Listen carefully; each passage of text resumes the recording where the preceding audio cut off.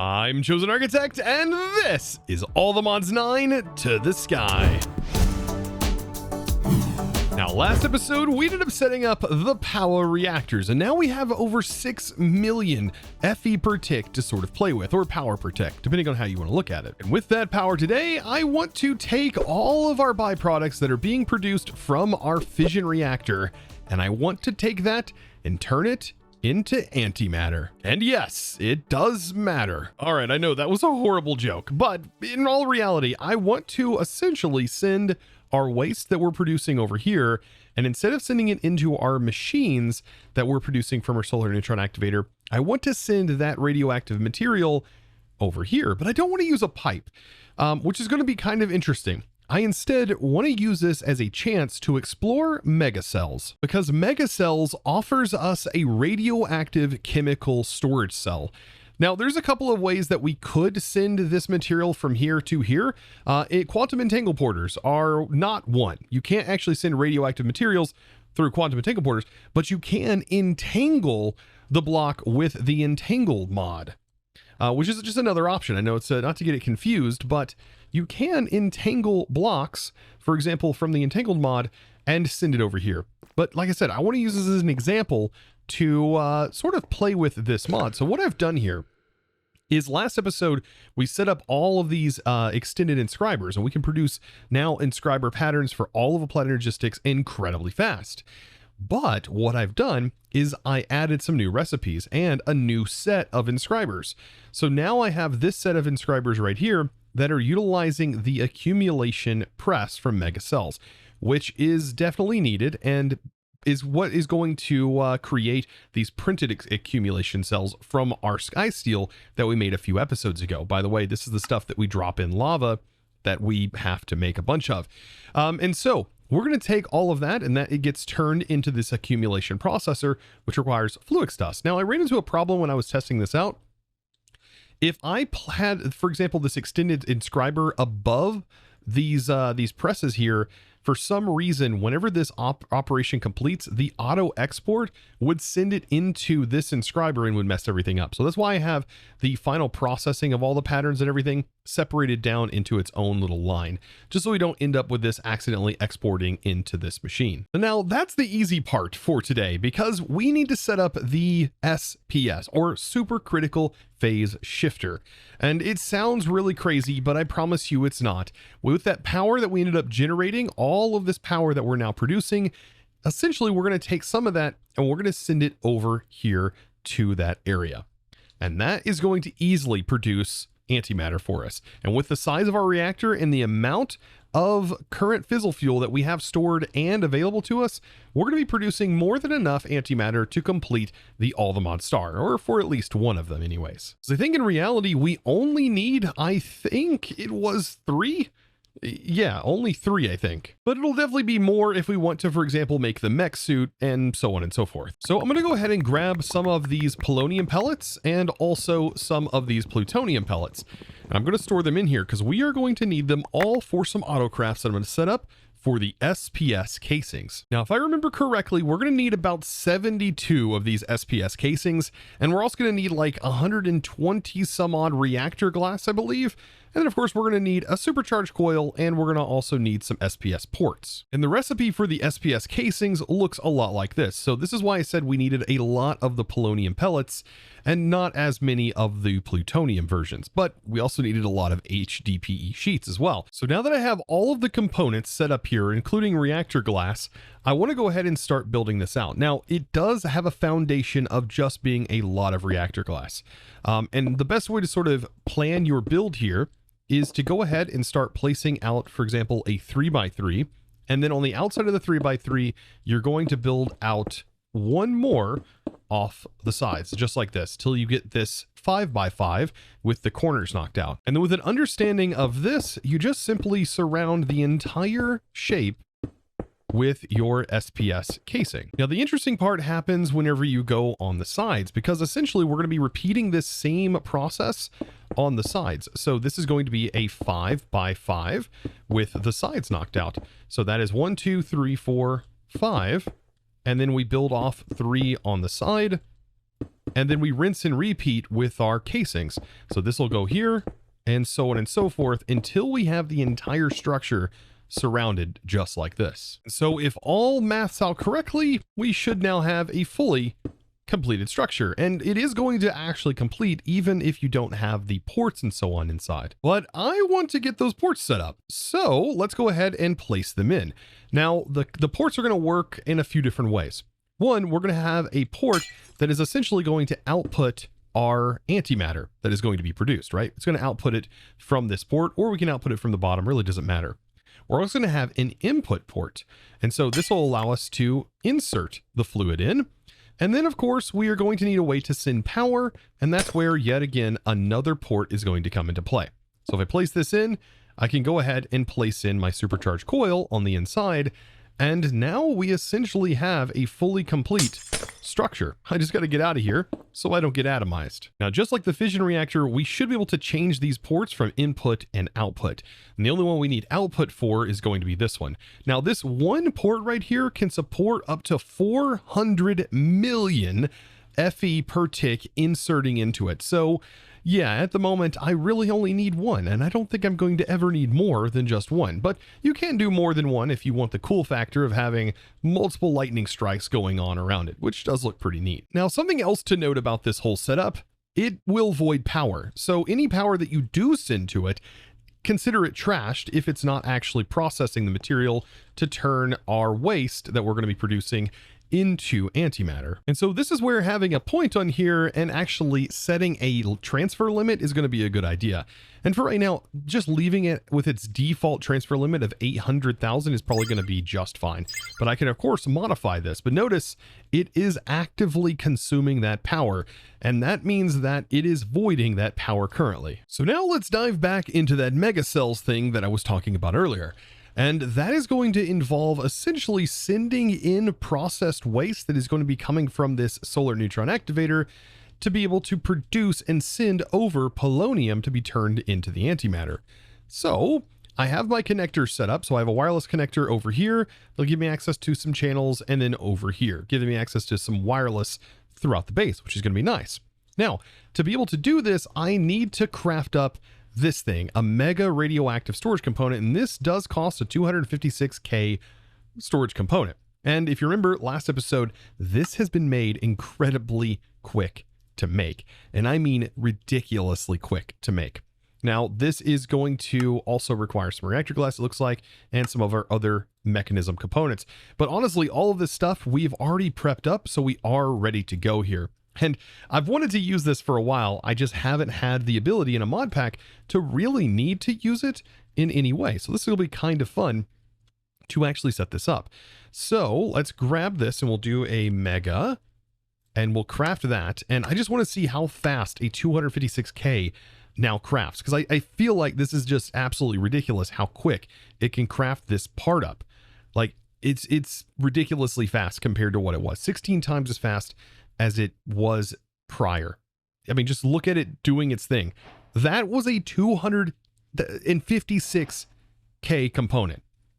Just absolutely worth setting up those extended inscribers because the sheer speed. And keep in mind, you can also duplicate these setups and you can have multiple inscriber arrays set up around the base. And that is going to be really helpful for one of the components of the ATM star that we're going to have to craft down the road. But for right now, we now have our cell. So let's go ahead and take this cell. And what I want to do is I want to partition it, even though I really don't have to, but I just want to make sure that we set up our partition correctly. And the thing that we're going to partition into it is going to be polonium. So polonium now has a partition. And so what we should be able to do is set it up inside of one of our drives. And I don't really think it matters. Let's just call this one our fluid drive. And now we should be able to send polonium via an exporter into that. Now, that's another thing that I want to make sure I have set up before I turn any of these toggles, because I don't want to make a mistake and cause a radiation in my base. So I'm going to have an import bus that is going to be pulling from the bottom here. I haven't configured the bottom, but we are going to do that. And I want to make sure to drag this in here. So that way now this is configured and this is now whitelisted to only ever allow that to go into the importer, even though nothing else should, just basically making sure. Now on this, we want to make sure that the bottom is set to output and make sure the auto eject is on. There's nothing in this machine right now, and we don't have a cable hooked up, but that should now allow that to flow through, and we should see one channel now. Perfect. And that's where over here we want to set an export into this with the export bus. Perfect. And then in here, we want to make sure polonium is what's getting sent out into this. And so we should have one channel here, and I think we've covered all of our bases, and now we should be able to turn this on. Now, another thing I have disabled, we're going to need to disable our setup here. So this will end up filling up with polonium, but once it fills up, all of our other polonium should go into that cell and then immediately out into this. So in reality, there shouldn't be anything getting stored in that cell, but for right now, yeah, this is how it's going to work. Like, this is going to have to fill up first, and then it will start sending into that cell and get routed into here. So I hope, my fingers are crossed that I haven't irradiated my entire base. Also, I wonder, am I able to pick up the cell once it is filled with a radioactive material? I don't know. I would assume that we can pick this up without taking any sort of damage, but it would be funny if it just happened to irradiate the entire base by picking that up out of a drive. Or at least gave us a radiation while we were holding it. That would be kind of funny too. I will tell you though, this feels very weird because every time I've played with Mechanism, the radioactive stuff is very scary because of its massive repercussions that can happen. And so I've always been kind of worried that some things are going to go wrong with this. And most cables and stuff just never supported radioactive materials. Even the Mechanism cables themselves and a lot of the setups do not work with radioactive materials. For example, the Entangle Porter just doesn't work. So with that, is this now sending out the bottom? That is the other question. Oh boy, that I need to worry about. So this is now filling up with polonium. So I'm assuming, oh, I didn't select the gases. Okay, the bottom, okay. So this needs to be set to output and auto eject on. Okay, there it goes, right? So that should no longer be building up. That should be outputting. Oh, and there it goes. So it is going to take a little bit of a ramp up period, just like all of our import and export cables. So hopefully once we add some acceleration cards, this should go incredibly fast. Definitely want to get those cards in here ASAP. So that way that is ready to go. And then this is ready to go. And this is already starting to produce antimatter. You can hear the noise. There we go. That makes sure it's inserting correctly. So now we have our fluid, and this is just basically right now being limited by the amount of RF that we can actually send to this thing. So if I come down here and I check my card, we can now see that this is starting to fill up. Oh, that is cool. Now it's only 256 bytes, which I have no idea how many buckets that holds. It doesn't even look like it's used even one of the bytes just yet. So that looks like it has plenty of space, but I don't think we're going to have to worry about it filling up in general because of the speed that we should be able to handle the processing of this antimatter. And yes, it's only going to take this amount and turn it into 1 millibucket per process. So this process can take a long time. So let's see, is this just called SPS? It really is. Perfect. So we can limit the sound on that. But yes, look at the little lightning strikes that happen inside. I love the animations of this. It's pretty darn cool. So let's go ahead and ramp this bad boy up. Let's go ahead and set our limit to something like, I don't know, 2.5 million. So this will be 2.5 million, and we can see this process rate goes up a little bit, and we can keep sending this up. Let's go ahead and send it, I don't know, 4 mil, 4.5 mil. And then we can see that now is going even faster, starting to handle that polonium. And at some point, we're probably going to be consuming the polonium faster than we actually produce it from our reactor. And judging by the amount of fluid that we have in here, I'm already seeing that that is now draining. So that amount of power that we are sending to it is already more than enough to keep up. This is where the fun happens, because this is where we get to start playing around with how much fissile fuel we're actually going to send this. And right now we're at a burn rate of 100, but what if we were at 150, right? Will we be able to handle this? Yes, more than be able to handle it. But are we going to run out of fissile fuel? well, that's going to be something that you kind of have to balance back and forth. And whenever you start to run out of fuel, you'll have to start expanding your scale of the way you're actually producing your fissile fuel. And so that's why the modular setup really comes into play. Now, in my experience, roughly 180 millibuckets per tick will grant you about 1 antimatter every 45 minutes. So every 45 minutes of gameplay, you should end up with at least 1 bucket worth of antimatter, which is how much you're actually going to need in order to continue. And that's because 1 antimatter pellet, well, requires that much, an entire bucket of this stuff, and we only produce it 1 millibucket at a time. And once we have this, well, then we have all of the components technically to be able to make this thing right here, the improbability probability device.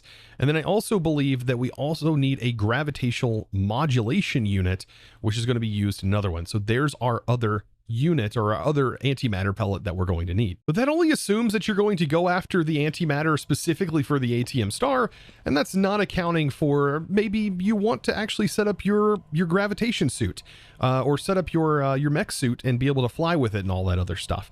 So there's a lot of reasons to actually have some of this antimatter. And as you can see, this is producing it at a pretty decent pace. I mean, it looks slow right now, but if we start to, for example, increase this rate, let's say we send it all the way up to 200. Now, because of the size of the reactor we have, that 200 really starts to come into play. But we got to keep an eye on this because we don't want to make sure, or we want to make sure that we are keeping up with our water. We also want to make sure we're keeping up with our fuel and making sure we don't have an overabundance of coolant. I know this is working, but I don't know to the extent of what this will stop working at. As of right now, it just appears like it'll handle whatever, which is kind of cool. But I've never had a burn rate any higher than 190. I think my last reactor I set up wouldn't actually handle any more, but this seems like it's easily handling like 250 with this current size. Remember, you can build this up to an 18 by 18 by 18. And then after water cooled, you can go to the sodium cooled, which, well, you can send a whole lot more to it. But at this point, this is just going to continue to run, and that's what I want. And as you can see right here, now it's a lot smoother, but at that burn rate, we're starting to build back up our polonium, and I really don't want that to build up. If it builds up, that means this will eventually build up with waste in our tank, and I don't want that to happen. So let's try 200 again, and let's see if 200 is at a good pace. Anything at the 45-minute range is more than enough for me, and looks like this is now slowing down, so perfect. So at 200, it seems like that's a good pace at this point, and it'll be something that I'll have to keep an eye on. But now I get to decorate this a little bit. Now, I've been kind of coming up with a bunch of designs for connecting this to the ground, but one that I really wanted to try was to kind of make this look like it's being suspended by a couple of arms. Because I have seen some like pictures of like reactors and stuff, and of course they have to have a way to carry them, right? So they would carry them on like huge trailers and they were kind of suspended. And so I'm thinking we could do something like this and make it look like arms are attached to this, attaching it to the ground, which is going to take a little bit of kind of structure planning. Yeah, this is going to take a little bit. I want to see, let's see, we can drop it down here like that, and then place another arm and something like this. Ooh, and then we can texture from here. You know, as much as I started to like that idea, I'm really starting to not like it, because it looks kind of odd. So, you know what? I think I'm going to go with something like this. Now, I've got some frame trap doors, and I might play around with those, but I do want a way to make it look like it's sort of suspended. You know what? This might be the perfect excuse to utilize these anti-blocks. Ooh, so now I have an even better idea. I'll just make this a little bit wider, and on the inside utilize these anti-blocks, which by the way are super, super cool. If you've not seen anti-blocks, I used to hate them, but I've found very interesting ways of utilizing these anti-blocks. And it's very much like these Simply lights, right? So these lights right here work very similar to these anti-blocks, where they just essentially don't have a shadow associated with them. And just for some stark contrast, this is what a white concrete block looks like next to a white anti-block. Just to give it a little bit more detail, speaking of those Simply lights, I'm gonna surround the outer edge with those Simply lights here to just give it a little bit more character. I'm going to do the same with the setup on the top. And this is going to look really good, especially if I start to put a roof up here. Still haven't figured out if I'm going to do that or how I'm going to do that. But yes, this now is starting to take shape. So now that I have this design set up, which is kind of interesting, now utilizing some of those new blocks, for example, the antimatter blocks in here, I think we can now actually start to make our antimatter itself. So this is giving me enough time to, for example, let about 750 millibuckets start to build up, which is great. This is going to allow us to make our first antimatter. And the way we're going to do that is through a chemical crystallizer. So all I got to do is request up a few blocks. There we go, chemical crystallizer. And then I can place it directly on here. So I should be able to place this directly on this port. However, I won't be able to see the antimatter being produced, but that should be fine. You can see right here, the antimatter was immediately transferred into this, and then we just need a gate. And so because of how simple this process is, I just place it on, give it some power, and once it hits an entire bucket worth, it'll just immediately convert it into an antimatter pellet. Now, thankfully, antimatter is not radioactive, so at this point, I don't have to worry anymore about breaking this machine. I can break this machine all I want, and I don't have to worry about the antimatter coming back to bite me by leaving the entire base irradiated. You know what's creepy is the more I look at this, the more it looks like some sort of scary eye peering into my soul. It's almost like it's judging me with the squinty eye. Now, I know I should have mentioned this before, but when it comes to power at this point, I can now actually spare with our network here all of our power except for actually what's being utilized. And the way that I would do that is I set this to a negative priority. So with this being a negative priority, all of our power that is not being utilized by everything else on the positive priority will get sent the power, and then this will get sent it next. So I can then bypass the limit, and then all power from all of our reactors should kick up and start sending power into this machine. And we almost already have one antimatter. We can actually see this going up. So now it's at like 998, 999. It's pretty fast. And this should produce our first antimatter pellet. That is beautiful. And this is producing, like, in my opinion, pretty darn quick. Of course, can go very fast, way faster than this, but that also requires a lot of power input in order to actually do this. And it seems like at this current rate that I'm running at about 250 millibuckets a tick, that is incredibly quick, and it's producing it almost once every second. Well, maybe more like once every 3 to 4 seconds. Still though, that's pretty quick. And now these antimatter pellets, outside of just being used for this, we can actually use it to make an antiprotonic nucleosynthesizer, which is kind of a lot of syllables, but we can actually use this to produce a couple of resources that we don't have access to in an easy way. One of those major ones is actually crying obsidian. Now, of course, we probably can get it now from Bastion treasure since we can now access a Bastion in the Nether, and we weren't able to before. But the only other way would be like through block conversion with a Draconic Bee, or through this conversion, or it looks like now witch water through a spout. This was not a recipe that I remember seeing originally. So, I mean, I guess outside of that, that is probably one of the only useful things that are worth making in this whole setup. You can make dragon eggs, but there's an easier way in this pack to do that. And none of these other recipes really seemed that amazing to me. I really wish there was just more cool recipes that were included in this setup here to utilize antimatter. I think in regular Aldemon's 9, there was a really cool like recipe that utilized this to produce nether stars, which I thought was fantastic. So maybe one day we'll have a better use for the raw antimatter outside of just making pellets. And so with this, it's just a matter of working on all of our other stuff combined while we let this antimatter produce. And before I know it, I'm going to have like a whole stack of antimatter in there. I guarantee it. Now, while I was working on this, I also decided to go ahead and continue upgrading some of my phytogenic insulators. And some of the main ones that I really wanted to focus on was going to be the redstone. So I now have the redstone fully upgraded with the efficiency nullifier augment and 2 of the energy nullifiers, along with the stellar integral component. And this is producing a ton more resources. For example, in our redstone department, we also needed this setup on the obsidian, on dirt, on gold and iron, for the most part. And that's because of the pulsating black hole. This is going to require a ton of resources here. And then I also set up one for the wood essence, which I just got started, and just in this short amount of time has already produced 5,000 essence. Now the wood essence does have EMC, but I just want to make sure that I can produce enough wood and make sure that I have enough EMC whenever the time comes to make that thing. And so with that, we now have our evil eye looking upon us in the middle of our base, which is super, super cool. I'm waiting for the time to automatically switch. This is something that I really, really enjoy. It should have already triggered, unless I've ran out. Oh, that could be the case. Yep, it 100% was the case. So I'll manually activate it by hand. And there we go. Full day cycles again. So with that, guys, I hope you enjoyed today's episode, and hopefully you learned something new, whether that was about the SPS or it was about any of the new things that we kind of experimented with, for example, the mega cells. And if you did enjoy and learn something, be sure to click that subscribe button if you haven't already. And if you have any recommendations, let me know down in the comments below. Is there anything that I missed or that I should be really focusing on to complete that Ultimate Star? I'd love to hear from you down in the comment section below. Or if there's something I just absolutely did wrong and you absolutely hated it, of course you can let me know there as well.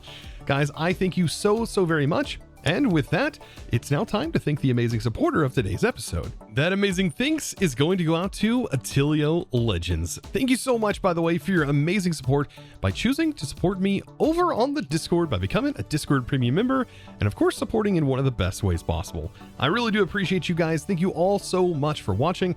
I look forward to seeing you, whether that's over on Twitch or hanging out on the Discord, but I'll see you in the next video, of course. And as always, thanks for watching. Bye!